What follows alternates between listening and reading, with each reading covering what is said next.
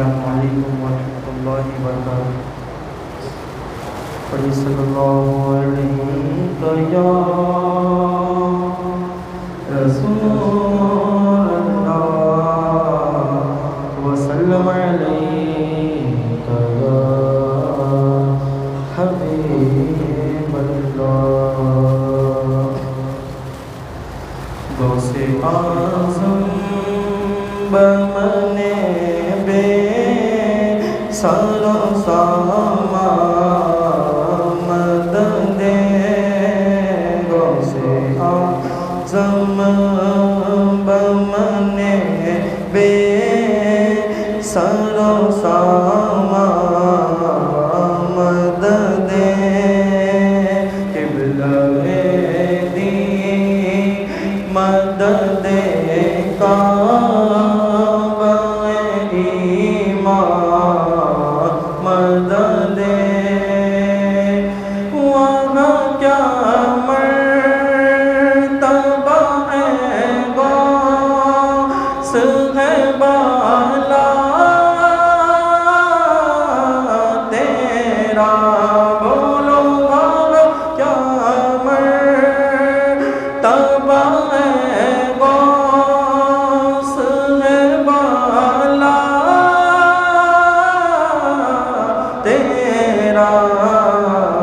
اونچے اونچوں کے سروں سے قدم اعلیٰ تیرا، اونچے اونچوں کے سروں سے قدم اعلیٰ تیرا۔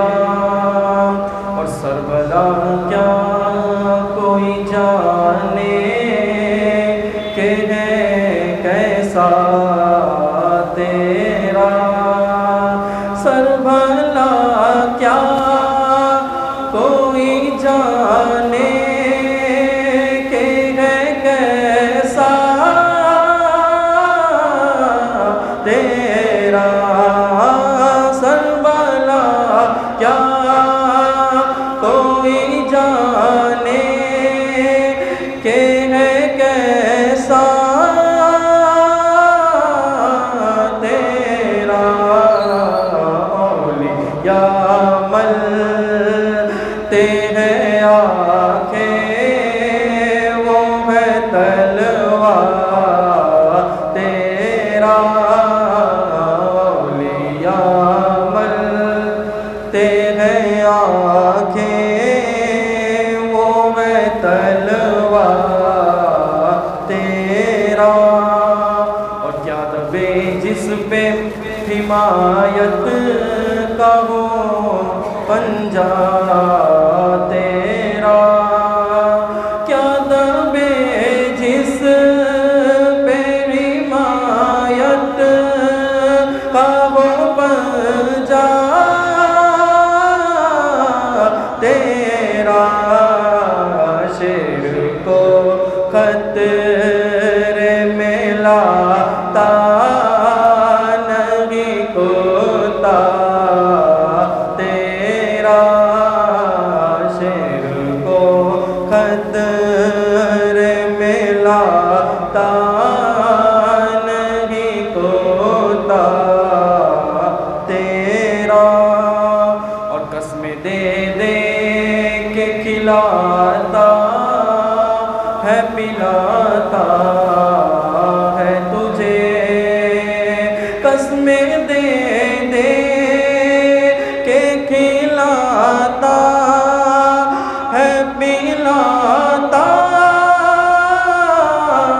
ہے تجھے، پیارا اللہ تیرا چاہنے والا تیرا، پیارا اللہ تیرا چاہنے والا تیرا۔ اور میں تو مالک ہی کہوں گا کہ وہ مالک کے حبیب حبیب میں تو مالک ہی کہوں گا کہ وہ مالک کے حبیب میں تو مالک ہی کہوں گا کہ وہ مالک کے حبیب یعنی محبوب محب میں نہیں میرا تیرا یعنی محبوب محب میں نہیں میرا تیرا اور اس نشانی کے جو سگ ہے نہیں مارے جاتے اس نشانی کے جو سگ ہے نہیں مارے جاتے حشر تک میرے گلے میں رہے پٹا تیرا حشر تک میرے گلے میں رہے پٹا تیرا اور مٹ گئے مٹتے ہیں مٹ جائیں گے دشمن تیرے مٹ گئے مٹتے ہیں مٹ جائیں گے دشمن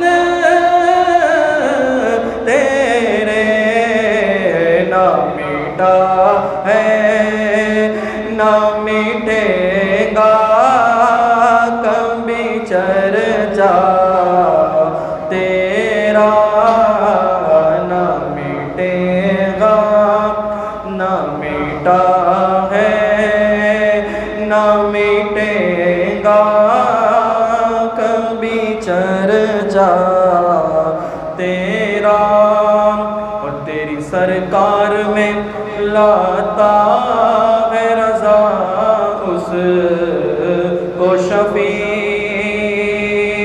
تیری سرکار میں لاتا ہے رضا اس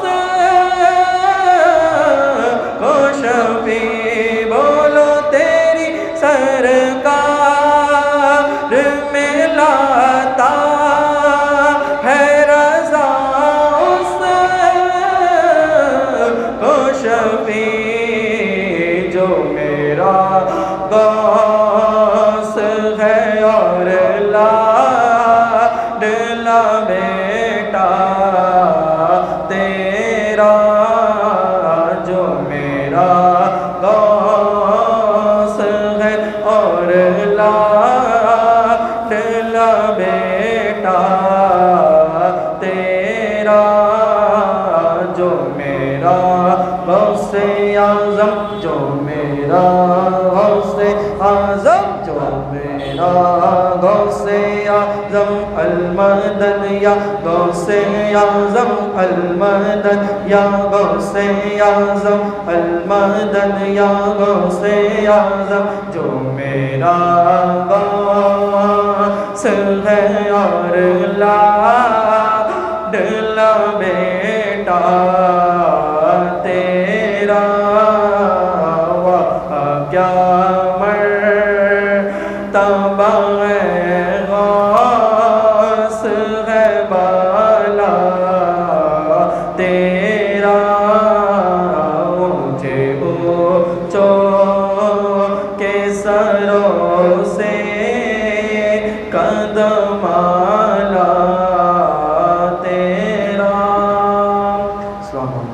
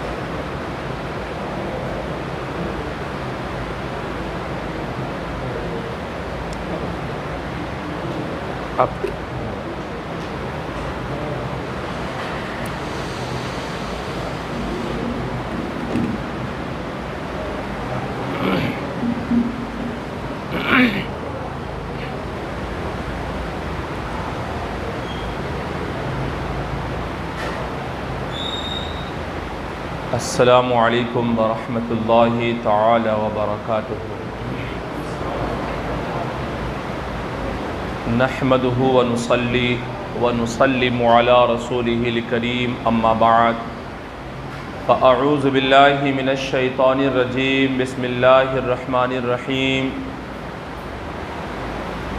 الا ان اولیاء اللہ لا خوف علیہم ولا هم يحزنون، صدق اللہ العظیم وصدق بلغناه النبي الأمين المتين الكريم، ونحن على ذلك لمن الشاهدين والشاكرين والحمد لله رب العالمين۔ بگرداب بلا افتاد کشتی، ضعیفانو شکشتارات و کشتی، بحق خواجہ عثمان ہارون مدد کن یا معین الدین چشتی، مدد کن یا معین الدین چشتی، مدد کن یا علاء الدین چشتی۔ بڑے بابا سے بلند الصلاۃ والسلام علیک یا رسول اللہ، الصلاۃ والسلام علیک یا حبیب اللہ، وعلی آلک واصحابک یا نور اللہ، صلی اللہ تعالی علیہ وسلم۔ میرے پیارے آقا صلی اللہ تعالی علیہ وآلہ وسلم کے پیارے دیوانوں،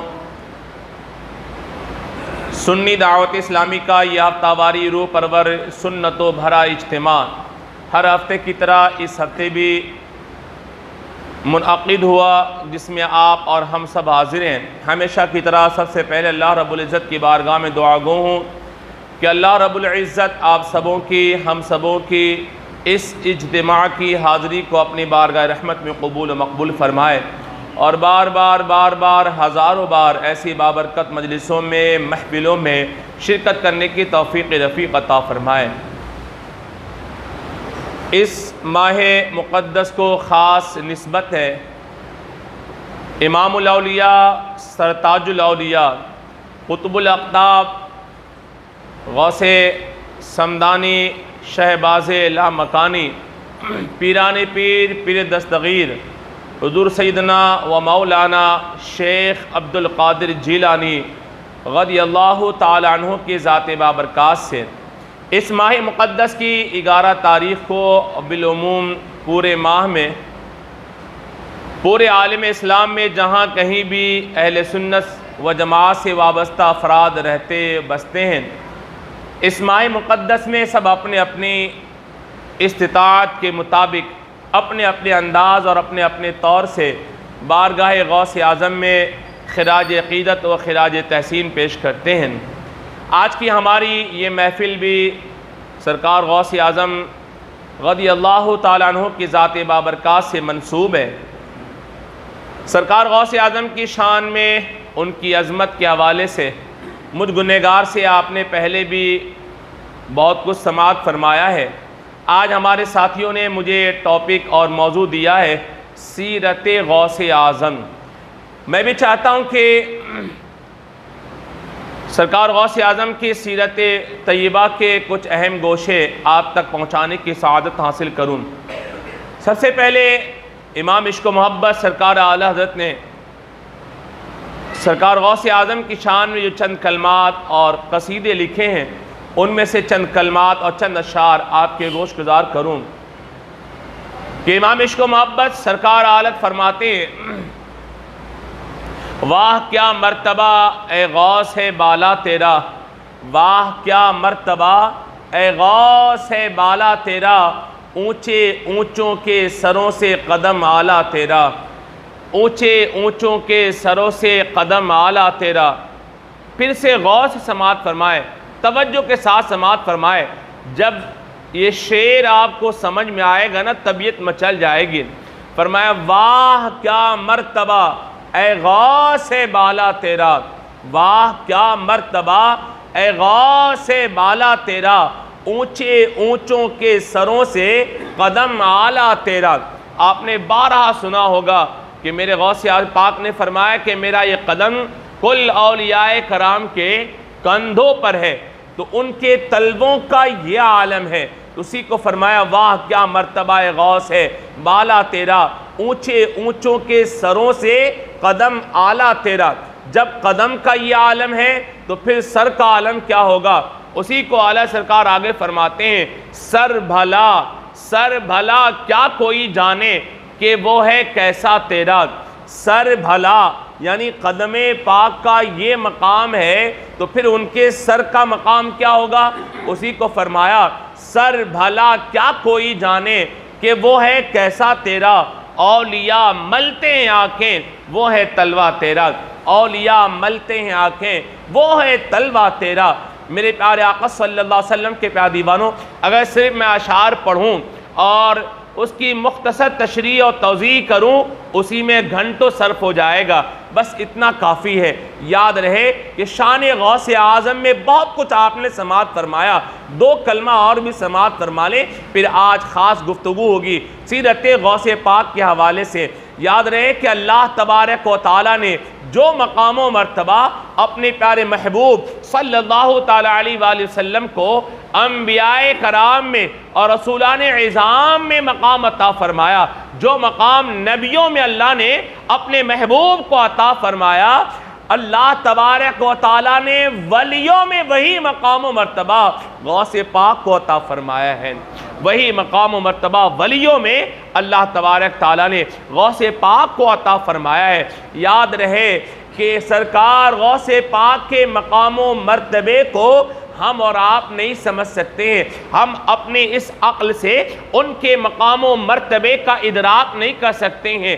اس لیے کسی صاحب حال بزرگ نے کہا تھا نا کہ سرکار اعلیٰ حضرت کو سمجھنے کے لیے، امام عشق و محبت کو سمجھنے کے لیے، اعلیٰ حضرت کو سمجھنے کے لیے کم سے کم حضرت تو بننا ہی پڑے گا، اور عام آدمی اعلیٰ حضرت کو سمجھ نہیں سکتا ہے۔ جو حضرت ہوگا وہی کچھ نہ کچھ اعلیٰ حضرت کو سمجھ سکتا ہے۔ تو کہنے والے نے کہا ہے کہ اعلیٰ حضرت کو سمجھنے کے لیے کم سے کم حضرت تو بننا ہی پڑے گا، بغیر غیر حضرت اعلیٰ حضرت کو سمجھ نہیں سکتا ہے۔ فرمایا بس یوں ہی غوث اعظم کو سمجھنے کے لیے ولایت کے کسی نہ کسی مقام پہ فائز ہونا ہوگا، تو ہی وہ کچھ نہ کچھ غوث اعظم کو سمجھ سکتا ہے، ورنہ ایرا غیرہ نہ تھا غوث اعظم کو سمجھ نہیں سکتا ہے۔ میرے پیارے آقا صلی اللہ علیہ وسلم کے پیارے دیوانوں، بہرکیف تو سرکار غوث اعظم کی شان میں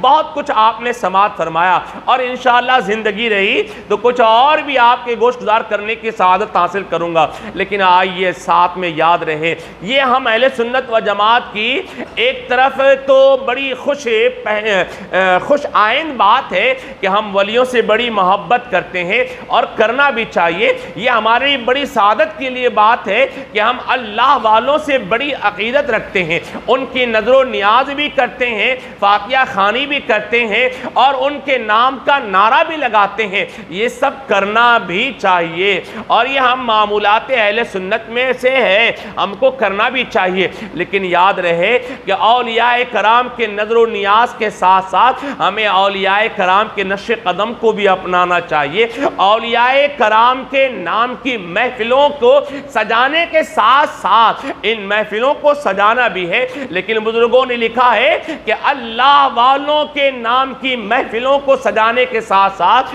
ان کی سیرت کو بھی اپنایا جائے، ان کی تعلیمات کو بھی اپنایا جائے، اللہ والوں کی کرامات کو بیان کرنے کے ساتھ ساتھ، یا بالخصوص سرکار غوث اعظم کی کرامات کو بیان کرنے کے ساتھ ساتھ ان کی سیرت کو بھی، ان کی تعلیمات کو بھی بیان کیا جائے، اور ان کی مشن کو بھی اپنایا جائے، ان کی خدمات کو بھی دیکھا جائے۔ ان پہلوؤں پر آج گفتگو نہیں ہوتی ہے۔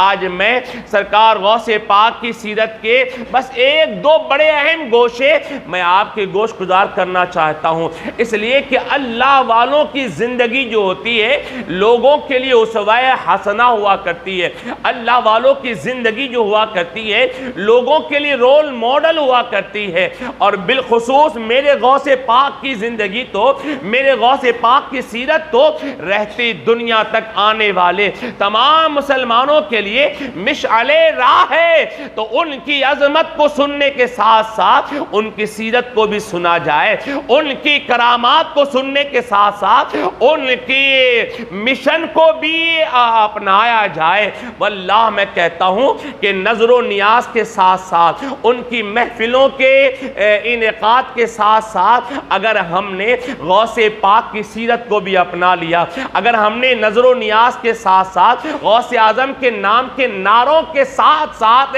اگر ہم نے ان کی مشن کو بھی اپنا لیا تو واللہ کہتا ہوں میرے غوث پاک کی روح خوش ہو جائے گی اور میرے غوث پاک کی نظر عنایت ہم پہ ہوگی، اور میرا یقین وجدان ایمان کہتا ہے کہ میرا غوث جس پہ نظر ڈال دے ان کی دنیا بھی سنور جائے گی اور آخرت بھی سنور جائے گی۔ اس لیے کہ میرے غوث کی شان یہ ہے کہ میرا غوث اگر چور پہ نظر ڈال دے اسے بھی وقت کا قطب بنا دیا کرتے ہیں۔ تو اگر ہم چاہتے ہیں کہ میرے غوث پاک کی نظر عنایت ہم پہ ہو، غوث پاک کی توجہ ہماری طرف ہو، تو اس کے لیے ضروری ہے کہ غوث پاک کی سیرت کو اپنایا جائے، غوث پاک کے نقش قدم کو اپنایا جائے، غوث پاک کی مشن کو اپنایا جائے، ان کی تعلیمات پر عمل کیا جائے، ان کے ارشادات پہ عمل کیا جائے، ان کے اقوال کو سینے سے لگایا جائے، اس پہ عمل کیا جائے۔ اگر ہم نے یہ کیا تو واللہ میں کہتا ہوں میرا غوث ہم سے خوش ہوگا، ان کی روح خوش ہو جائے گی۔ میرے پیارے آقا صلی اللہ علیہ وسلم کے پیارے دیوانوں، اب آئیے سرکار غوث پاک کی سیرت پاک کا ایک بہت ہی اہم گوشہ جس پر ہماری نظر نہیں جاتی ہے، وہ گوشہ کیا ہے؟ اسے سننے سے پہلے یہ سماعت فرمائے کہ آج ہم ہوں کہ آپ ہوں، ہر کوئی وقت نہ ملنے کا رونا روتا ہے، نماز کے لیے، عبادت کے لیے، ذکر و اذکار کے لیے، ایسی ذکر کی محفل میں آنے کے لیے ہم میں کا ہر فرد وقت کے نہ ملنے کا رونا روتا ہے کہ مولانا ٹائم نہیں ملتا ہے، مولانا وقت نہیں ملتا ہے، صبح کام پہ نکلتا ہوں، شام میں آتا ہوں، گھر کی یہ دیگر مصروفیات ہیں، ٹائم نہیں مل پاتا ہے۔ اللہ اکبر، پہلی بات تو یہ یاد رہے، بزرگوں نے لکھا ہے ٹائم ملتا نہیں ہے، ٹائم نکالا جاتا ہے، وقت ملتا نہیں ہے، وقت سے خود جا کر کے ملنا پڑتا ہے۔ اللہ اکبر، تو یہ آج ہمارا رونا ہے کہ مولانا ٹائم نہیں ملتا ہے، 5 وقت کی نماز کے لیے ٹائم کیسے نکالوں، ذکر و اذکار کے لیے ٹائم کیسے نکالوں، یہ مصروفیت ہے، یہ مصروفیت ہے۔ باپ اپنی الگ مصروفیت بیان کرتا ہے، گھر میں ماں اپنی مصروفیت الگ بیان کرتی ہے۔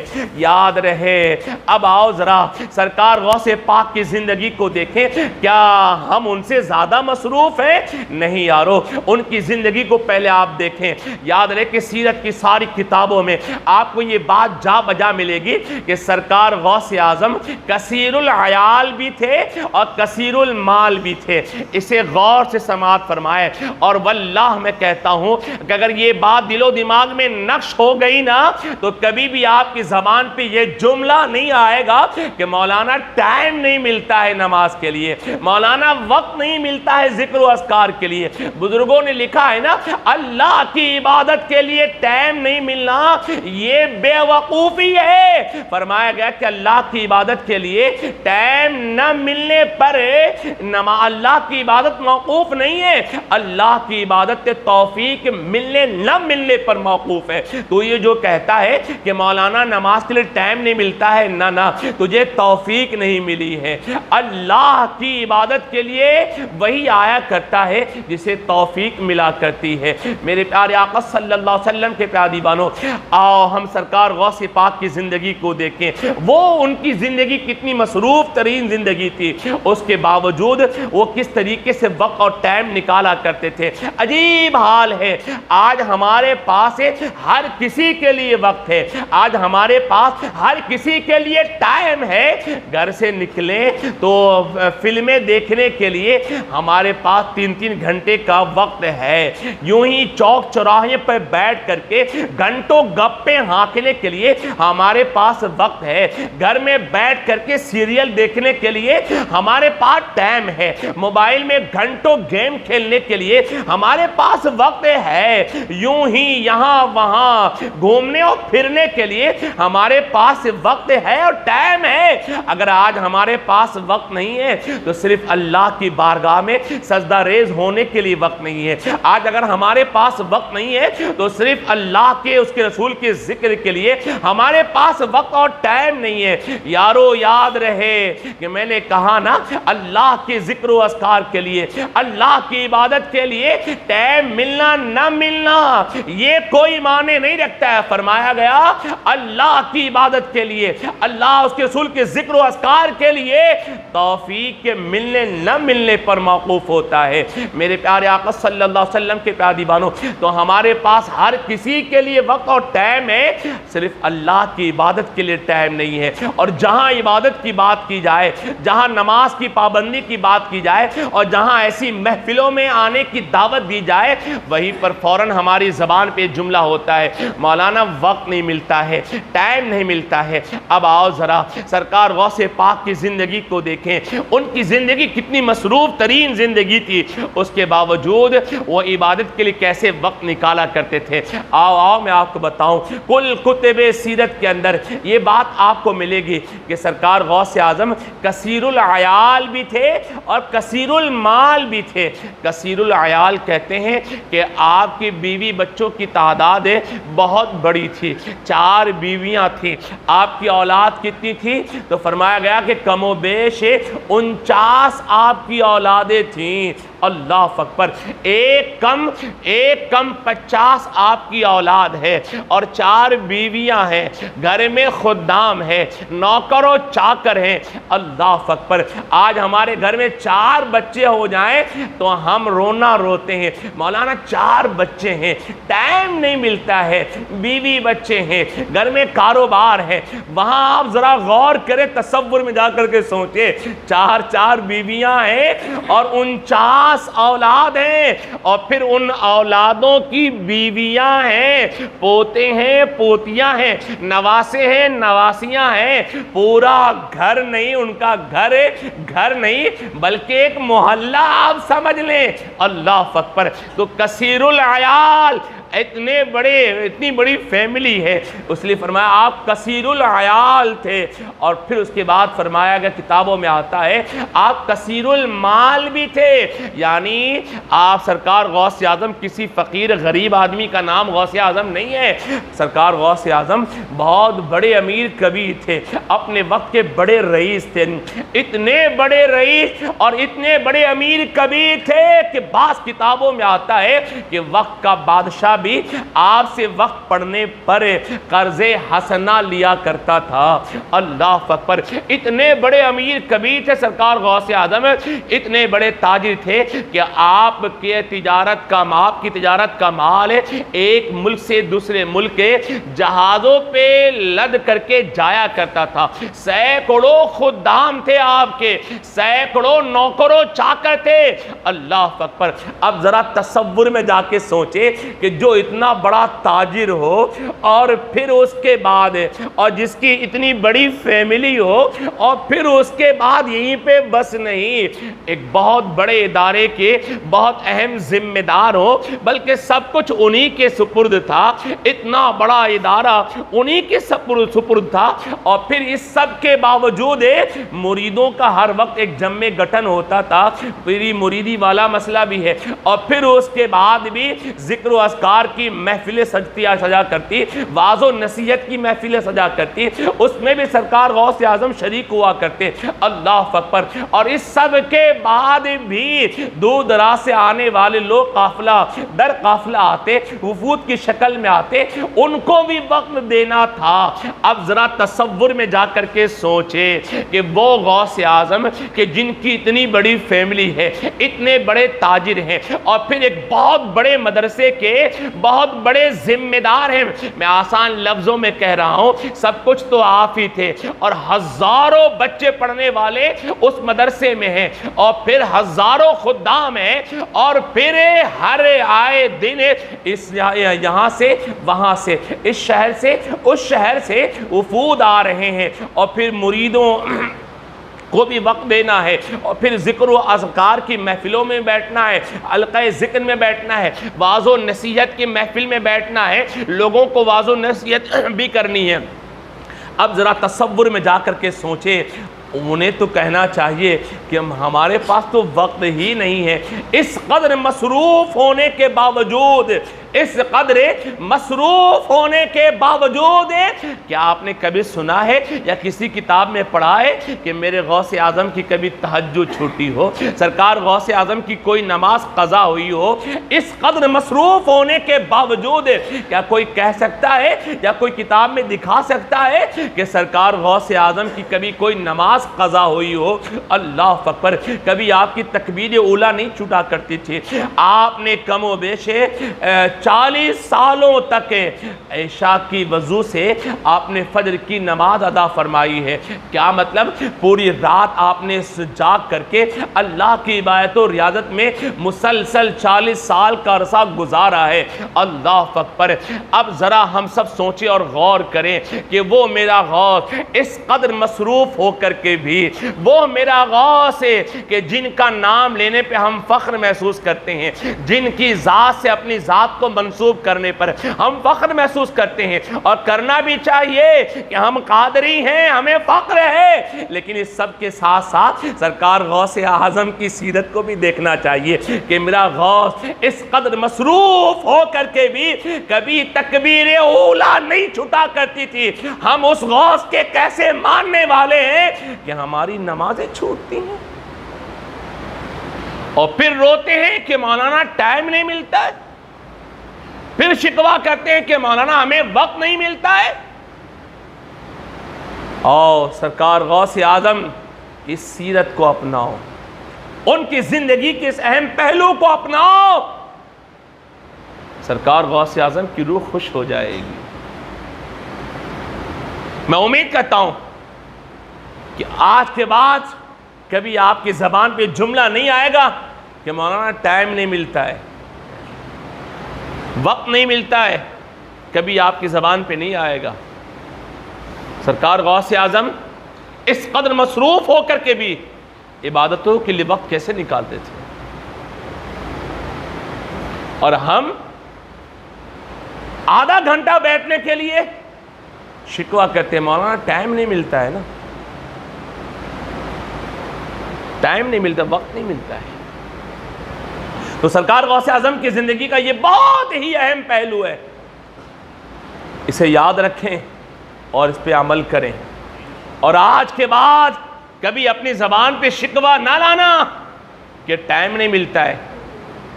سرکار غوث اعظم کی زندگی کو یاد کر لینا اور آگے بڑھیں. فرمایا گیا سرکار غوث اعظم کی زندگی کا ایک اہم پہلو یہ بھی ہے کہ آپ بڑے منکسر المزاج تھے, بڑی عاجزی تھی, بڑی انکساری تھی. اور ہوتی بھی کیوں نہ کہ جو اہل اللہ ہوتے ہیں, جو اللہ والے ہوتے ہیں, اور پھر میرا غوث تو امام الاولیاء ہے, تو اللہ والوں کی شان ہی یہی ہے کہ وہ عاجزی و انکساری کے پیکر ہوا کرتے ہیں.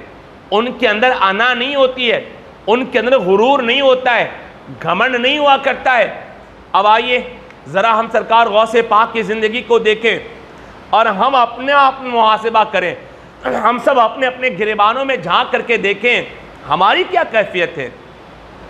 جب ہمارے پیر سرکار غوث اعظم کی زندگی کا یہ اہم پہلو وہ اس مقام پر فائز ہو کر کے بھی عاجزی اختیار کرے, اور ہم کیسے ہیں کہ ہم غرور اور تکبر کے پتلا بنے ہوئے ہیں. آؤ ذرا ہم سب سے پہلے سرکار غوث اعظم کی زندگی کو دیکھیں کہ اللہ تبارک تعالیٰ نے انہیں کیا کچھ عطا نہیں فرمایا تھا۔ اللہ تبارک بہت کم ایسے لوگ ہوتے ہیں کہ جنہیں اللہ تبارک و تعالیٰ دنیا بھی عطا کر دیتا ہے اور آخرت بھی عطا کر دیتا ہے۔ اللہ بہت کم ایسے لوگ ہوتے ہیں کہ جنہیں اللہ تبارک و تعالیٰ دنیاوی اعتبار سے بھی اعلیٰ مقام پہ فائز فرماتا ہے اور دینی اعتبار سے بھی اعلیٰ مقام پہ فائز فرماتا ہے۔ اب ذرا سرکار غوث اعظم کی زندگی کو دیکھیں اور سمجھنے کی کوشش کریں کہ اللہ اکبر، اللہ تبارک و تعالیٰ نے دنیاوی اعتبار سے بھی کیا مقام عطا کیا تھا، کیا مرتبہ عطا کیا تھا کہ آپ اتنے بڑے رئیس تھے، اتنے بڑے امیر کبیر تھے کہ جو قبا شریف آپ پہنا کرتے، جو جبہ مبارک آپ پہنا کرتے تھے، وہ اتنا قیمتی ہوتا تھا کہ لکھنے والوں نے لکھا ہے اتنا قیمتی لباس وقت کے بادشاہ کو بھی میسر نہیں آیا کرتا تھا۔ اتنا قیمتی لباس آپ زیب تن فرمایا کرتے تھے اور جب اتارتے تو آپ پھر وہ لباس کسی اور کو عطا فرما دیا کرتے تھے۔ اللہ اکبر۔ تو دنیاوی اعتبار سے بھی اللہ تبارک و تعالیٰ نے ہر نعمتیں ان کو عطا فرمائی تھی، ہر نعمت عطا کی تھی۔ ہزاروں خدام، سینکڑوں خدام ہیں، نوکر و چاکر ہیں، اتنی بڑی فیملی ہے، اولاد ہیں، چار چار بیویاں ہیں، سب کچھ اللہ نے عطا فرمایا۔ جب میرا غوث نکلتا تو پیچھے آپ کے لوگوں میں جو ہوتے وہ عام لوگ نہیں۔ فرمایا گیا سرکار غوث اعظم کی شان یہ کہ جب آپ چلتے تو آپ کے پیچھے جو ہجوم ہوتا تھا نا، اس ہجوم میں اکثر اولیاء کرام کی جماعت ہوا کرتی تھی۔ کیا شان ہوگی میرے غوث پاک کی، اللہ اکبر۔ اور پھر دینی اعتبار سے آپ کی شان یہ ہے کہ فرمایا گیا کہ امام مہدی رضی اللہ تعالیٰ عنہ کی آمد سے آمد تک کسی اور کو ولایت کا وہ مقام نہیں دیا گیا، نہ دیا جائے گا کہ جس مقام ولایت کے مقام پر غوث اعظم کو اللہ نے فائز فرمایا ہے۔ اس مقام پہ اللہ تبارک و تعالیٰ نے سرکار غوث اعظم کو فائز فرمایا کہ امام مہدی تک ولایت کے اس مقام پہ کسی اور کو فائز نہیں فرمایا جائے۔ اس قدر اللہ تبارک و تعالیٰ نے انہیں شان و شوکت عطا کی، اس قدر اللہ تبارک تعالیٰ نے انہیں عظمت و رفعت عطا فرمائی۔ اب ہونا تو یہ چاہیے تھا نا کہ وہ بالکل واکڑ کے رہتے، سینہ تان کے رہتے، کون ہے میرے جیسا؟ لیکن آؤ میں آپ کو بتاؤں کہ اس مقام پہ فائز ہونے کے باوجود آپ کے اندر عاجزی کیسی تھی، انکساری کیسی تھی۔ اللہ اکبر۔ کتب سیرت غوث پاک میں یہ بات ملتی ہے کہ ایک مرتبہ سرکار غوث اعظم اپنے چند خلفاء اور شاگردوں کے ساتھ شہر کی کسی گلی سے گزر رہے تھے۔ سڑک کنارے، راستہ کنارے نظر پڑی چند فقیر، کون فقیر؟ مانگنے والے، مانگتا۔ چند فقیر بیٹھے روٹیاں، سوکھی روٹیاں کھا رہے تھے، اور وہ جو روٹیاں کھا رہے تھے وہ کون سی روٹی تھی؟ وہ روٹی وہ تھی جنہوں نے گھروں سے مانگ کر کے لایا تھا۔ تو وہ فقیر گھروں سے مانگ کر لائی ہوئی روٹی بیٹھ کر کے کھا رہے تھے، اور اسی راستے سے میرے غوث پاک کا گزر ہوا۔ ان فقیروں کی نظر میرے غوث پہ پڑی، ادب سے کھڑے ہو گئے اور غوث اعظم کو دعوت دی، حضور آپ بھی تشریف لائیں اور ہمارے ساتھ چند لقمہ تناول فرما لیں۔ اللہ اکبر۔ آپ ذرا تصور میں جا کر کے سوچے، ہم اور آپ اس جگہ پہ ہوتے تو کیا کرتے؟ فوراً اپنا چہرہ پھیر لیتے۔ لیکن قربان جائیں سرکار غوث اعظم کو جب ان فقیروں نے دعوت دی، حضور ہمارے ساتھ بھی بیٹھ کر کے چند لقمہ تناول فرما لیں، سرکار غوث اعظم نے، میرے غوث پاک نے، ہم سب کے پیر نے، پیرانے پیر نے یہ نہ دیکھا کہ میری شان کیا ہے، یہ نہ دیکھا کہ میرا مقام و مرتبہ کیا ہے، اور یہ بھی آپ نے نہ دیکھا کہ اس وقت میرے ساتھ تو خلفاء اور شاگردوں کا ایک ہجوم ہے، میں فقیروں کے ساتھ بیٹھوں، اور وہ روٹیاں کھاؤں جو روٹیاں انہوں نے گھروں سے مانگ کر کے لائی ہے، وہ روٹیاں کھاؤں؟ اللہ اکبر! نہیں نہیں، سرکار غوث اعظم نے ان فقیروں کی دعوت کو قبول فرمایا اور اپنے خلفاء کو، اپنے شاگردوں کو پیچھے چھوڑا اور ان کے ساتھ وہیں سڑک کنارے، راستہ کنارے ان کے ساتھ بیٹھ گئے اور ان کے ساتھ بیٹھ کر کے وہ روٹیاں اپنے تناول فرمائی اور پھر وہاں سے آپ تشریف لائے۔ ان فقیروں کا دل باغ باغ ہو گیا، وہ تو خوشی سے اچھل پڑے کہ وقت کا غوث ہمارے ساتھ بیٹھ کر کے روٹیاں کھا رہا ہے۔ اللہ اکبر! جب کھا کر کے آپ فارغ ہوئے، چلنے لگے تو شاگردوں نے، خلفاء نے پوچھا حضور آپ وہاں بیٹھے؟ اللہ اکبر! میرے غوث نے فرمایا سنو، بات دراصل یہ ہے، دو باتیں تھیں کہ پہلی بات تو یہ تھی کہ آج اگر میں ان فقیروں کی دعوت کو ٹھکرا دیتا تو وہ دل برداشتہ ہو جاتے کہ سرکار غوث اعظم صرف امیروں کی دعوت قبول کرتے ہیں اور ہم غریبوں کی دعوت کو ٹھکرا دیتے ہیں، وہ دل برداشتہ ہو جاتے تو ان کا دل نہ ٹوٹ جائے، اس کے لیے میں ان کے ساتھ بیٹھ گیا۔ اور دوسری بات یہ کہ اگر میں ان کی دعوت قبول نہ کرتا تو میرا بھی نفس موٹا ہو جاتا کہ میں اتنا بڑا ان کے ساتھ بیٹھوں، تو اپنے نفس کو کچلنے کے لیے میں ان کے ساتھ بیٹھ گیا۔ اور کتابوں میں آتا کہ پھر سرکار غوث اعظم نے قرآن پاک کی وہ آیت کریمہ تلاوت فرمائی، ان اللہ لا يحب المتکبرین، کہ بے شک اللہ متکبروں کو پسند نہیں فرماتا ہے۔ آپ نے فرمایا اس لیے میں ان کے ساتھ بیٹھ گیا ہوں۔ میرے پیارے آقا صلی اللہ علیہ وسلم کے پیارے دیوانوں، تو یہ ہے سرکار غوث اعظم کی زندگی کا دوسرا اہم پہلو اور دوسرا اہم گوشہ۔ ان کی سیرت کا یہ بہت ہی اہم گوشہ ہے کہ اس مقام پر فائز ہونے کے بعد بھی کہ جن کا قدم کل اولیاء کرام کے کندھوں پر ہو، وہ غوث اعظم ہے کہ جو اس مقام پہ فائز ہو کر کے بھی کہ امام مہدی تک کوئی ولی اس وقت تک ولی نہیں ہو سکتا جب تک کہ اس کی نسبت در غوث سے وابستہ نہ ہو جائے۔ اس مقام پہ میرا غوث فائز ہو کر کے بھی ان کے اندر عاجزی کا یہ عالم ہے، انکساری کا یہ عالم ہے۔ ہمارا اور آپ کا کیا عالم ہے؟ ہمارا اور آپ کا کیا عالم ہے؟ ہم تو بس پھولے ہوئے ہیں۔ ہم کیسے قادری ہیں؟ ہم کیسے قادری ہیں؟ ہم نے جب غوث پاک کو اپنا پیر مانا ہے اور یقیناً مانا ہے، تو جب مانا ہے تو ساتھ میں ان کی سیرت کو بھی اپنانا ہے، ان کے نقش قدم کو بھی اپنانا ہے، ان کی ارشادات، ان کے فرمودات کو بھی اپنانا ہے۔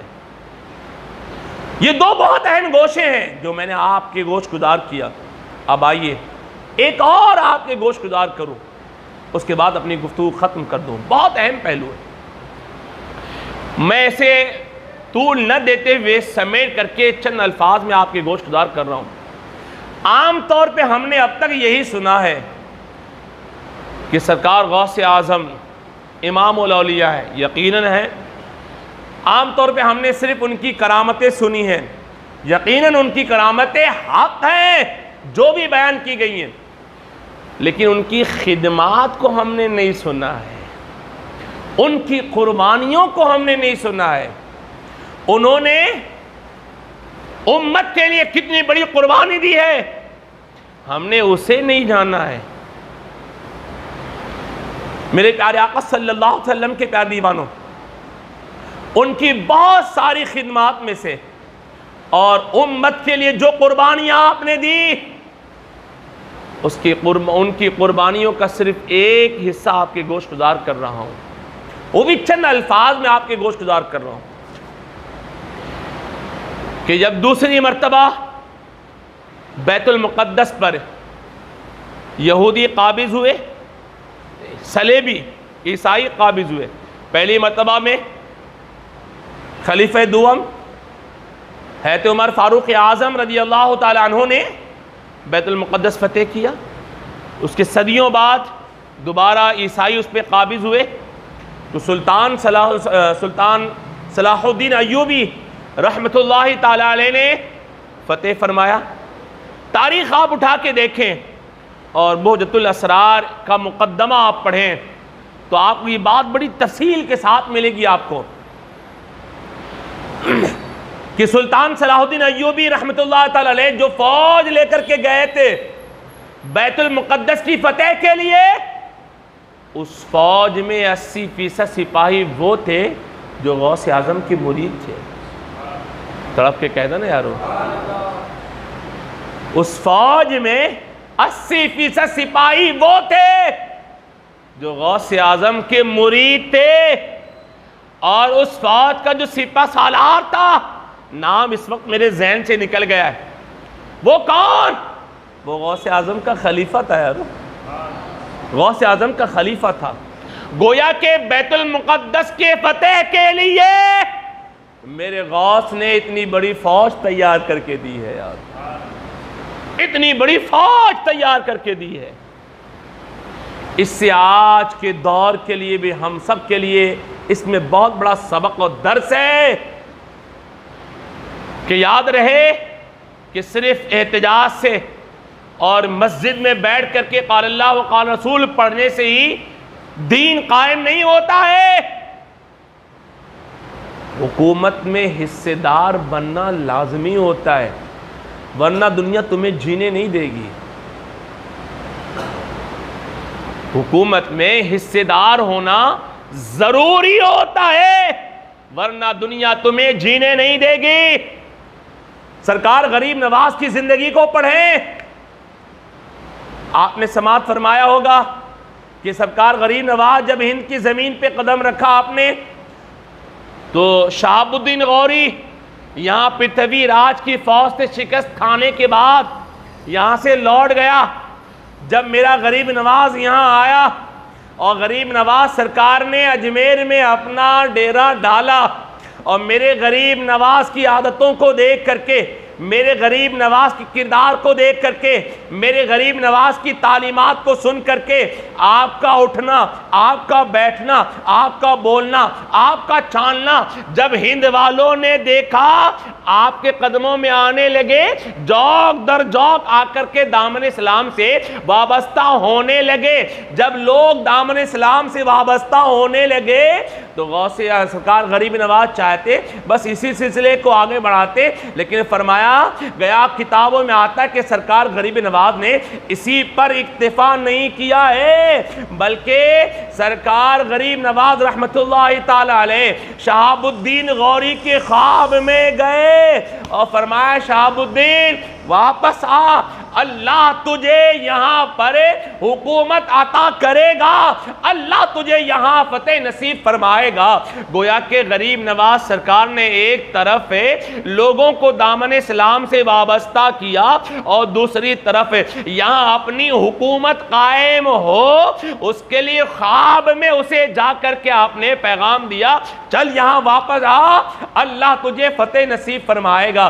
پتہ چلا نماز قائم رکھنے کے لیے، اپنی مسجدوں کو سلامت رکھنے کے لیے، اپنے شعائر اسلام کو باقی رکھنے کے لیے حکومت میں حصے دار ہونا ضروری ہے.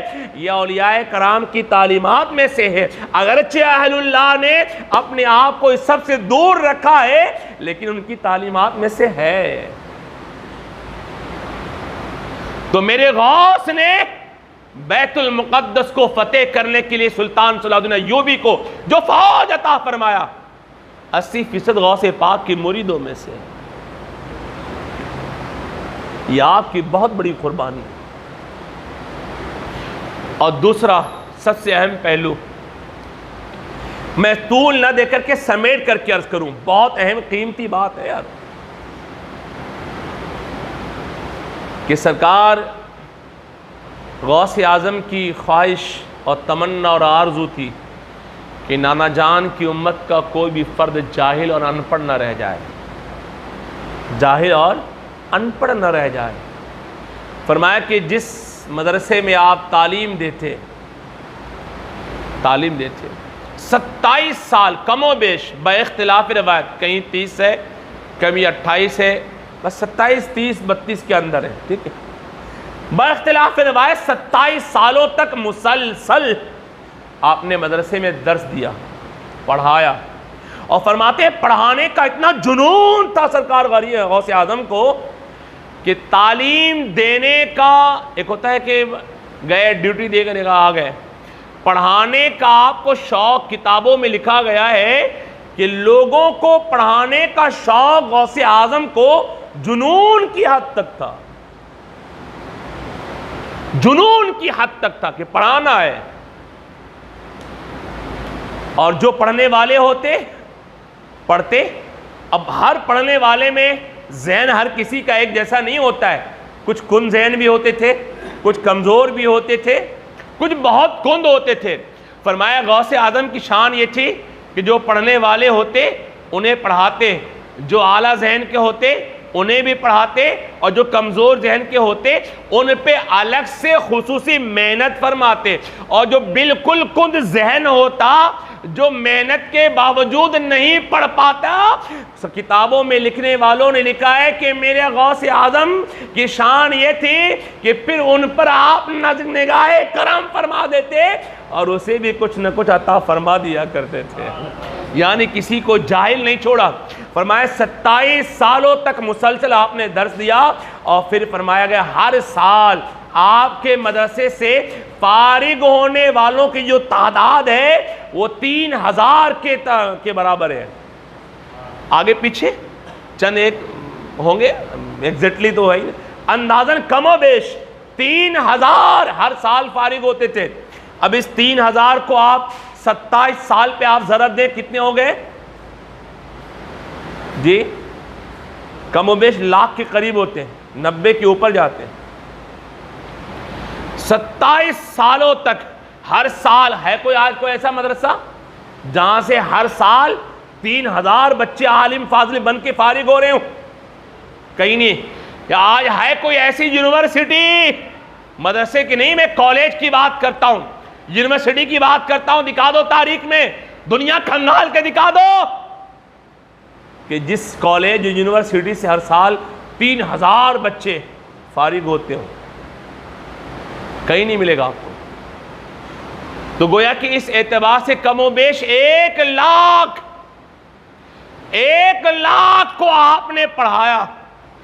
1 لاکھ تو وہ ہے کہ جنہیں آپ نے سند عطا کی, اور لاکھوں وہ ہیں کہ جو آئے کچھ پڑھا اور چلے گئے. ہزاروں وہ ہیں کہ جو کسی ایک سبجیکٹ کو پڑھنے کے لیے آئے. ہوتا ہے نا کہ بھائی اس سبجیکٹ کو پڑھنے کے لیے وہاں جانا ہے, تو لاکھوں وہ ہیں جو کوئی ایک سبجیکٹ پڑھنے کے لیے آیا اسے بھی پڑھایا. گویا کہ اس طریقے سے کم و بیش لکھنے والوں نے لکھا ہے کہ 1 لاکھ 2 لاکھ 3 لاکھ کے قریب وہ ہیں کہ جنہیں غوث اعظم نے پڑھایا, لکھایا, کسی قابل اور کسی لائق بنایا.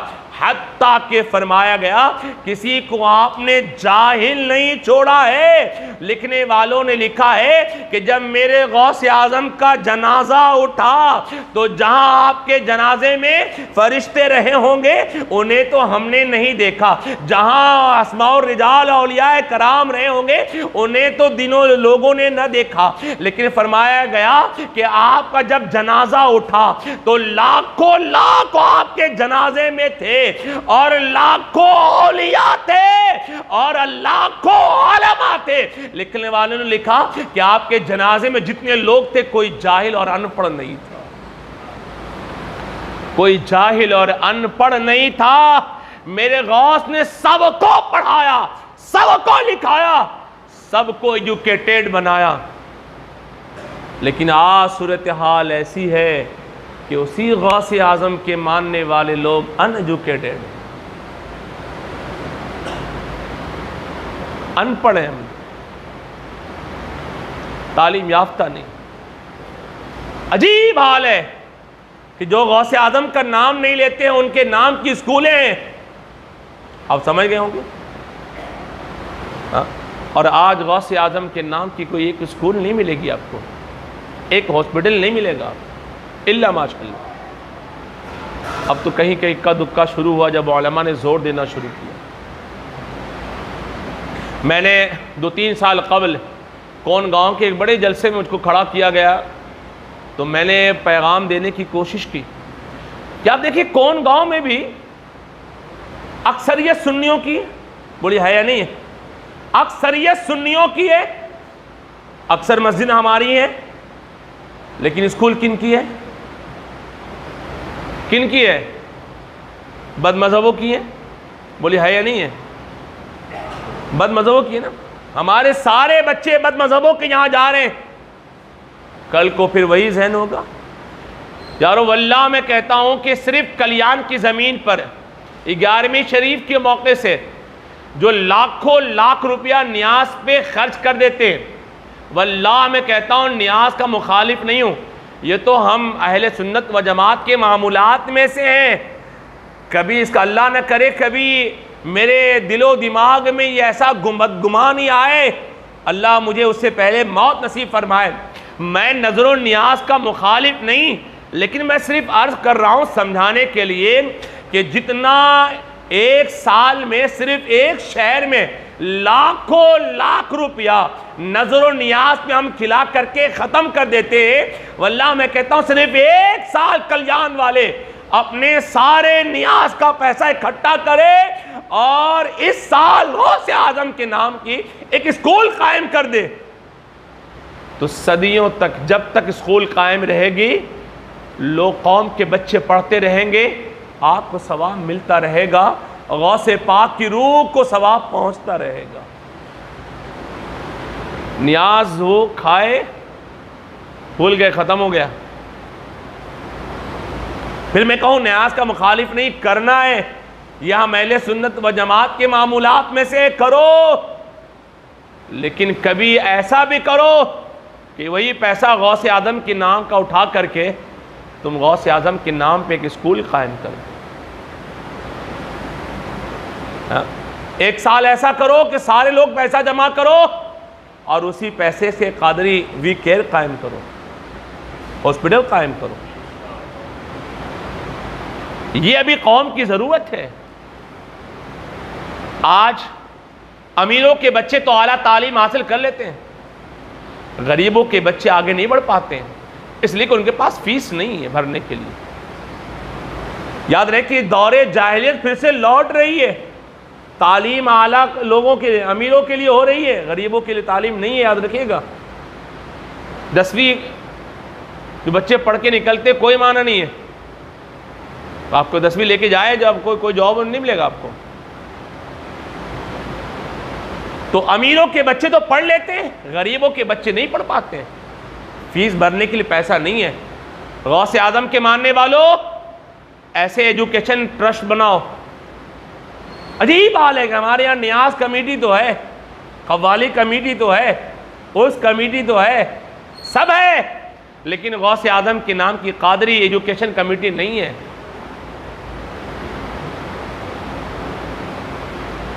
تو آج ضرورت اس بات کی ہے کہ غوث اعظم کی نقش قدم کو اپنایا جائے، ان کے مشن کو اپنا جائے. میرے غوث کا مشن یہ تھا، میرے غوث نے کسی کو جاہل اور انپڑھ نہیں چھوڑا تھا. ان کے مشن کو اپناؤ، یہ کام کرو، واللہ میں کہتا ہوں میرے غوث کی روح خوش ہو جائے گی. یار تو یہ چند ایک باتیں میں نے ٹوٹے پھوٹے الفاظ میں آپ کے گوش گزار کیا، لیکن بہت قیمتی باتیں میں نے آپ تک پہنچائی. امید کرتا ہوں کہ اسے آپ یاد رکھیں گے اور عمل کرنے کی کوشش کریں گے. کہنے سننے میں جو غلطیاں خامیاں ہو گئی ہیں اللہ تعالیٰ اسے معاف فرمائے، اور جو کچھ بھی کہا سنا گیا میرا کریم ہم سبوں کو ان تمام باتوں پر عمل کرنے کی توفیق رفیق عطا فرمائے. اللہ رب العزت ہم سبوں کو دونوں جہان میں سرکار غوث اعظم کا صدقہ نصیب عطا فرمائے، اور میدان محشر میں انہی کے ساتھ ہمارا حشر و نشر فرمائے. قادری رکھ، قادری کر، قادری رکھ، قادریوں میں اٹھا، قادری کر، قادری رکھ، قادریوں میں اٹھا، قدر عبد القادر قدرت نما کے واسطے. وما علینا الا بلاغ. السلام علیکم ورحمۃ اللہ تعالی وبرکاتہ.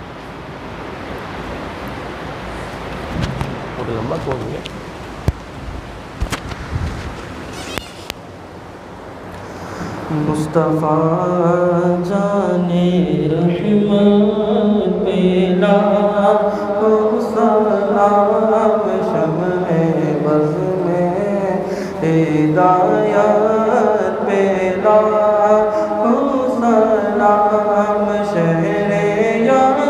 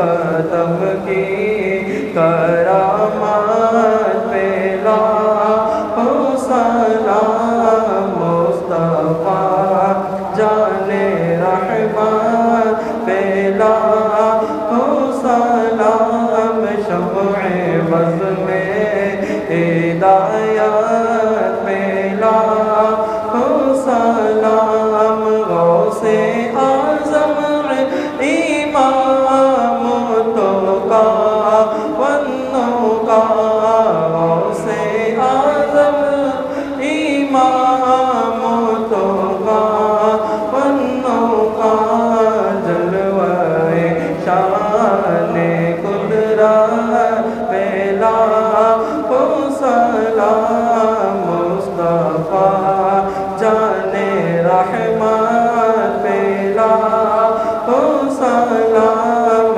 شمع بز میں ہدایت پہ لاکھوں سلام ڈال دی قلب میں عظمت مصطفیٰ ڈال دی قلب میں عظمت مصطفیٰ سیدی اعلیٰ حضرت پہ لاکھوں سلام مصطفیٰ جان رحمت پہ لاکھوں سلام شمع بز میں ہدایت پہ لاکھوں سلام غوث و خواجہ رضا حمید و مصطفیٰ غوث و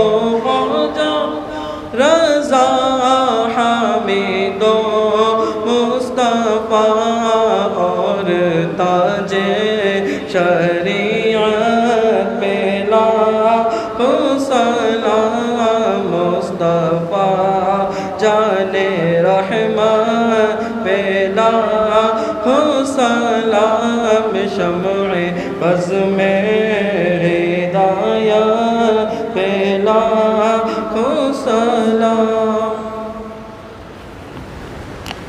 الصلاۃ والسلام علیک یا رسول اللہ، الصلاۃ والسلام علیک یا حبیب اللہ، وعلی آلک واصحابک یا نور اللہ صلی اللہ تعالیٰ علیہ وسلم۔ یا اللہ یا رحمان یا رحیم، پروردگار مولا تبارک تعالیٰ، یہاں پر جو کچھ بھی تیرا، تیرے محبوب کا، تیرے محبوب بندوں کا ذکر ہوا، میرے مولا اس میں جس طرح کی غلطیاں، خامیاں قصداً سہون ہو گئی ہو یا کوئی کمی رہ گئی ہو تو مولا تو اپنے حبیب کے وسیلے سے معاف فرما، اور جو کچھ بھی صحیح معنوں میں ذکر ہوا اس سب کو تو اپنی بارگاہ رحمت میں قبول و مقبول فرما، اور جو کچھ بیان ہوا میرے مولا عمل کرنے والی ساری باتوں پر سب سے پہلے مجھے اور پھر تمام سننے والوں کو توفیق عطا فرما، سب کو عمل کرنے کی توفیق عطا فرما۔ یا اللہ تبارک و تعالی ہم سبوں کو سرکار غوث اعظم کا دونوں جہان میں صدقہ نصیب عطا فرما، ہم سبوں کو سرکار غوث اعظم کا دونوں جہان میں ساتھ نصیب عطا فرما، انہی کے ساتھ ہمارا حشر و نشر فرما، سرکار غوث اعظم کے نقش قدم پر ہم سبوں کو چلنے کے توفیق رفیق عطا فرما، ان کی مشن کو اپنانے کی ہمیں توفیق عطا فرما، ان کی تعلیمات پر، ان کے ارشادات پر، ان کی فرمودات پر ہم سبوں کو عمل کرنے کی توفیق رفیق عطا فرما۔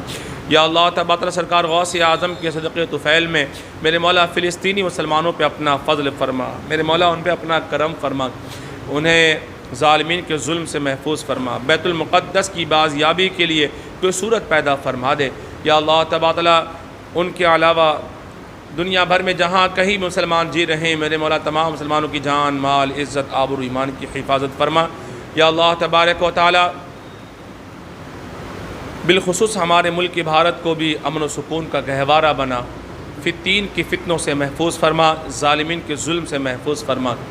یا اللہ تبارک سرکار غوث اعظم کے صدقے طفیل میں میری بچی بھی بیمار ہے میرے مولا، تو میری بچی کو بھی شفا عاجلہ و کاملہ و نافعہ عطا فرما۔ خدایا بحق بنی فاطمہ کے برقول ایمان کنم خاتمہ، اگر دعوتم رد کنی ور قبول، منو دست دامان آل رسول کریمہ ببخش آیت کے برحال ماں کے ہست مسیر کمند خوا۔ فقد قال اللہ تبارک تعالی فی شان حبیب الکریم ان اللہ و ملائکتہ یصلون علی النبی یا ایھا الذین آمنوا صلوا علیہ وسلموا تسلیما۔ اللہم صلی علی سیدنا حبیبنا شفیعنا نبینا مولانا محمد وبارک وسلم، صلاۃ و سلاما علیک یا رسول اللہ صلی اللہ تعالیٰ علیہ وسلم. سبحان ربک رب العزت عما یصفون وسلام علی المرسلین والحمد للہ رب العالمین بحق لا الہ الا اللہ محمد.